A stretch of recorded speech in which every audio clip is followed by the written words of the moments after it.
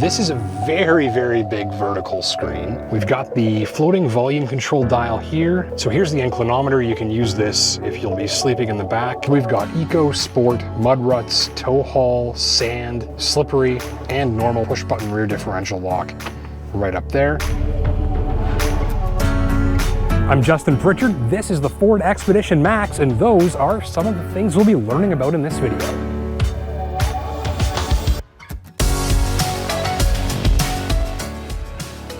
I don't recall ever having a favorite SUV, but now I know which SUV I'd most like to have if I could have any SUV that I liked.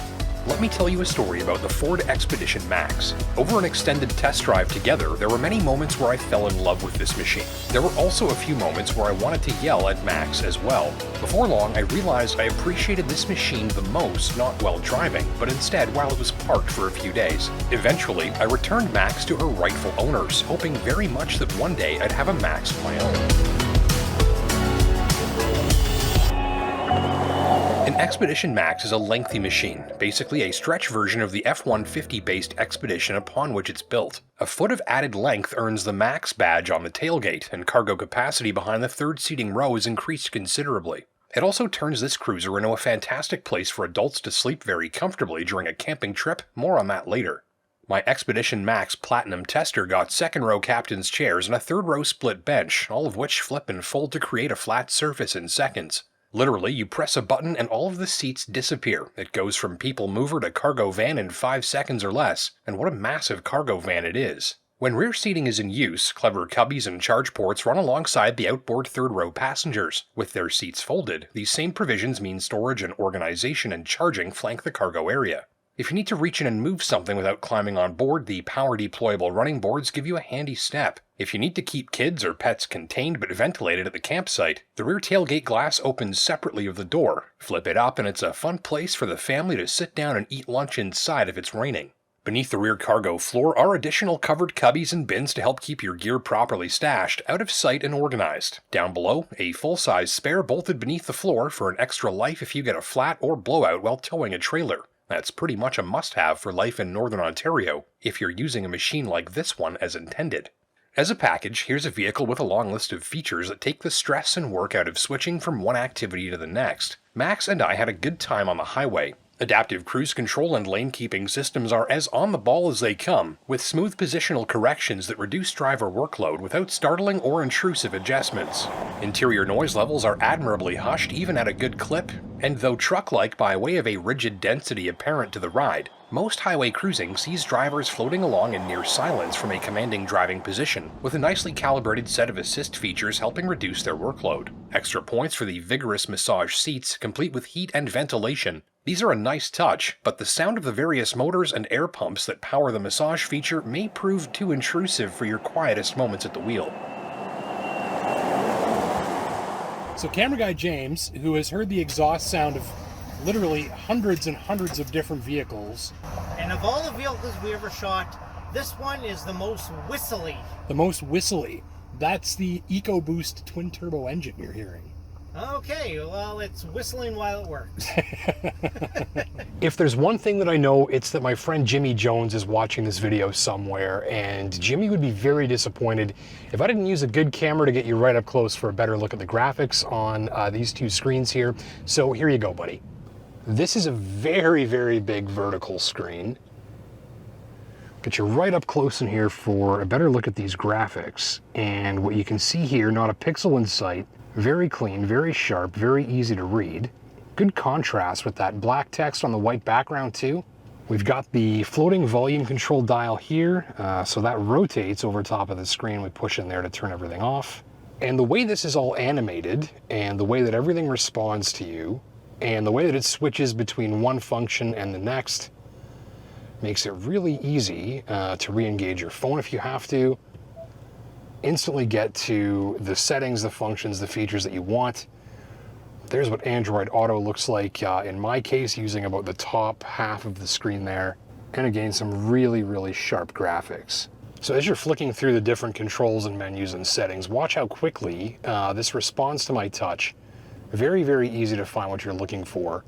And again, this just ticks all of those boxes as something with a high-end look and feel that's also very logical, very easy to use. The instrument cluster is another high-resolution display, so let's take a look at that. Easy to control, easy to manipulate, and easy to customize using just these buttons here in this little segment of the steering wheel.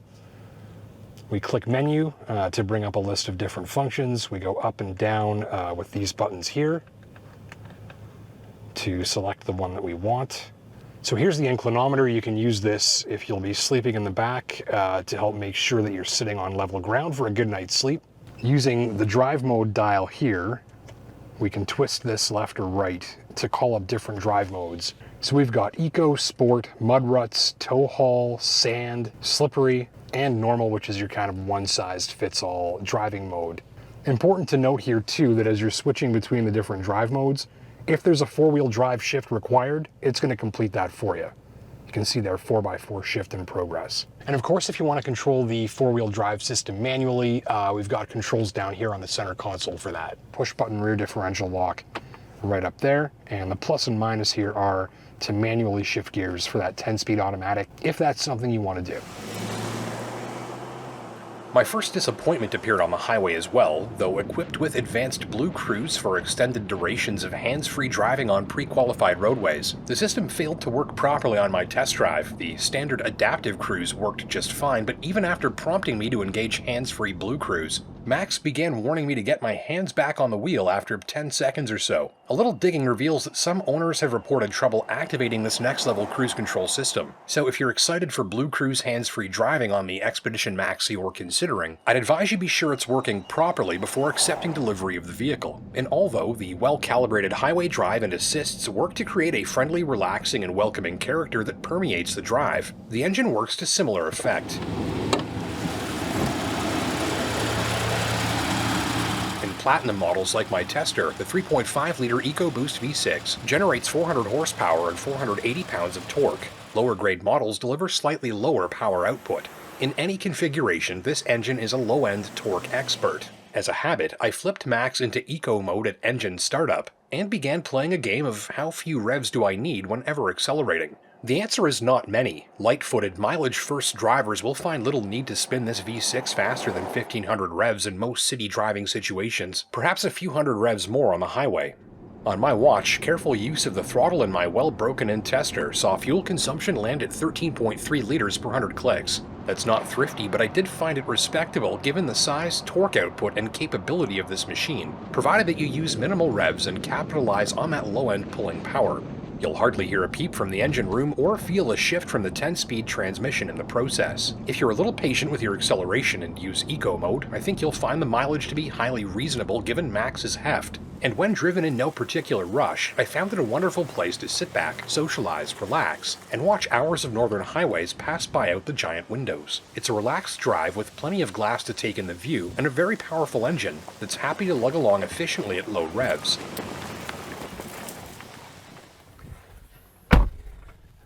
Now, no surprise, there's a lot of room in here, but let me show you how that pans out if you're a 5'10", 200-pound guy like me. So my comfortable seated driving position here. I would call it a captain's chair because it's a boat you're driving. It is definitely a captain's chair. We've got captain's chairs behind too, and this is definitely a great big boat of a machine. So what we can see here, no crowding around the knees, plenty of headroom. Even with that sunroof overhead, I've still got well over the width of my hand above me in terms of headroom space. We've got a dial shifter here that saves a bit of space, proper cup holders, lots of glass around too, good outward view, really conducive to giving you an environment where you can just sort of sit back, relax, and enjoy the scenery. Now let's see how someone of my size would fit in the second and third row seats behind.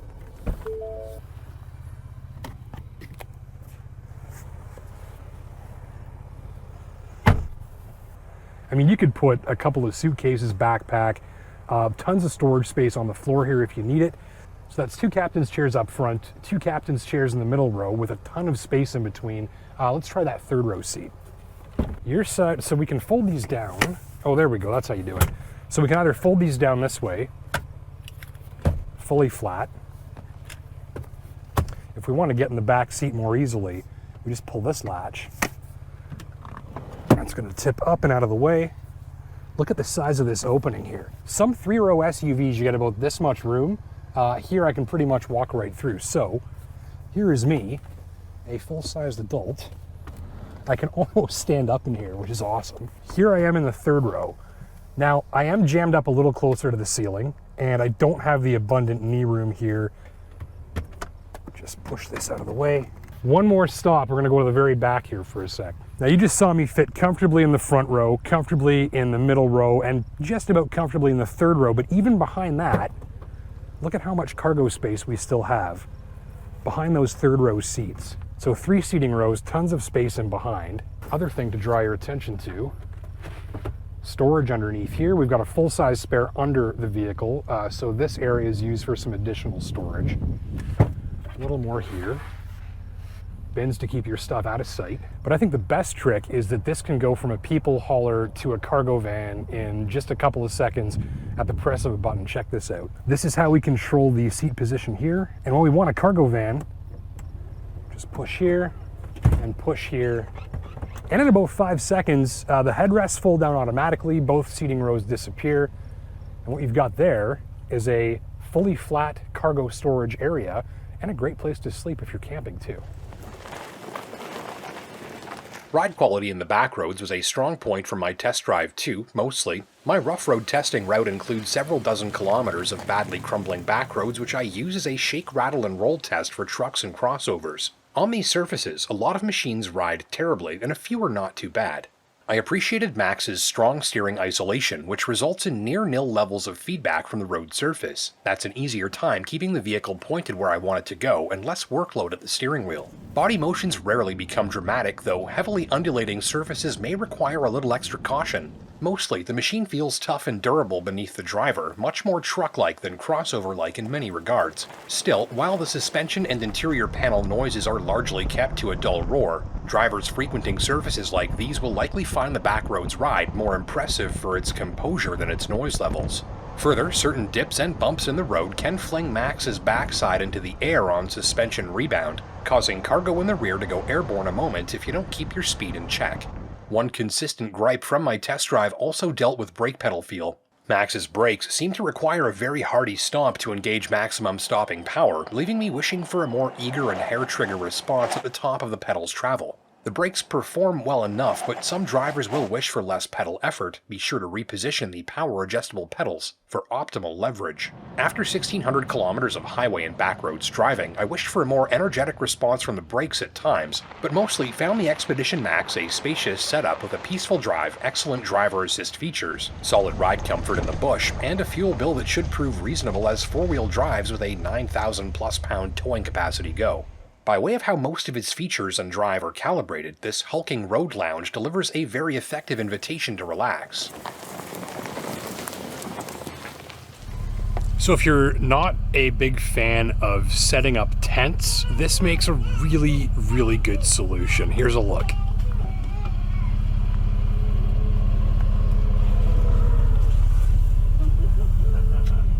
Look, I'm a Northern Ontario guy, but I really don't like camping. There are mosquitoes, it always rains, my favorite bed and coffee are at home, and setting up a tent is high on the list of things I don't really like to do. But packing for a camping trip with Max is a breeze. There's no drama or second guessing whether you can bring something or whether things will fit. The massive fold-flat cargo area sees to that. You've got a lot of room and seating configurations to play with here. Forgetful? Just bring everything. There's room. No Tetris required.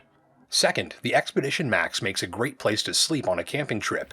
Look how perfect this is too. If you're using this type of sleeping pad, the rear of this thing is pretty much exactly as wide as two of those. If the kids want to sleep outside of the tent like a peasant, then that's fine, there's room to bring one. But for me, well, I'm sleeping in here. After all, my number one camping stress is wondering if I'll get a good night's sleep. If you commonly avoid camping trips for fear of losing a good night's sleep, like me, then you're very nicely covered. So can I show you something cool that I learned about this while I was camping the other day? Go ahead. All right, so first thing, actually there's two things. First thing, push this button, and this just opens this part. Now, if you've got kids or a pet and you want to keep them contained, maybe it's raining, this is a good place to eat some lunch, keeps the rain out right here. Cool, handy little feature. You can also load things in and out without opening the whole tailgate. But there is a situation where you might want to open the entire tailgate, and I'm going to show you why. Because you know how if you're sleeping in the back of a vehicle, inevitably in the middle of the night, nature calls and someone's going to fart, right? Sure.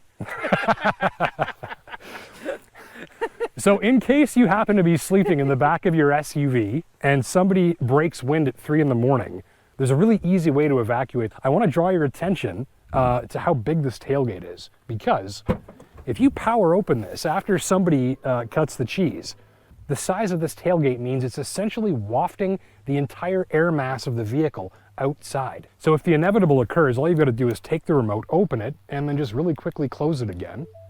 Don't have to get up from your pillow, and then close it back up for a good night's sleep. And that's one thing I very much like about camping in this, because fresh air is always a good thing. And then you're good for 10 more minutes. Yeah, 10 minutes is about it, yeah. With a few accessories, including a privacy shade and shade awning from Moonshade, both of which are easily attached to Max's exterior, you can turn this into a bedroom and sheltered shady lounge on wheels. Accessories like these are easy for campers to appreciate. They install in minutes to enhance your enjoyment of your vehicle and campsite, and they fold down to take up minimal space when you're finished for easy transport. The awning gives you full cover from the sun and rain. The wall adds a bit of extra privacy if you like. My favorite moment from this test drive occurred one totally silent night at 2 in the morning under the total darkness of a Northern Ontario sky on a remote camping trip. And so I dozed off with a little jazz on the stereo, watching shooting stars, only to awake hours later, rested, comfortable, and dry.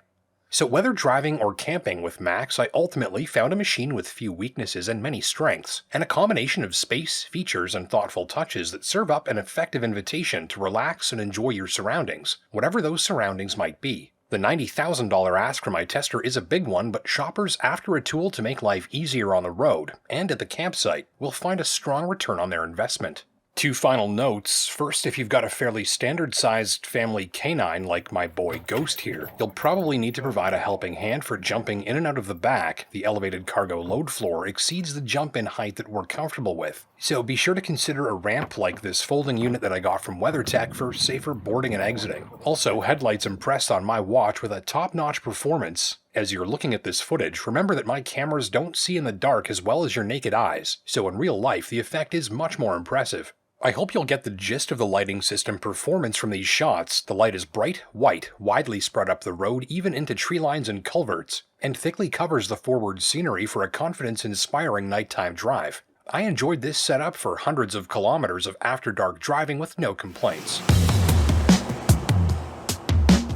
Thank you for watching. My name's Justin Pritchard. Don't forget to hit that like button down below if you learned something new. And until next time, take care and drive safe.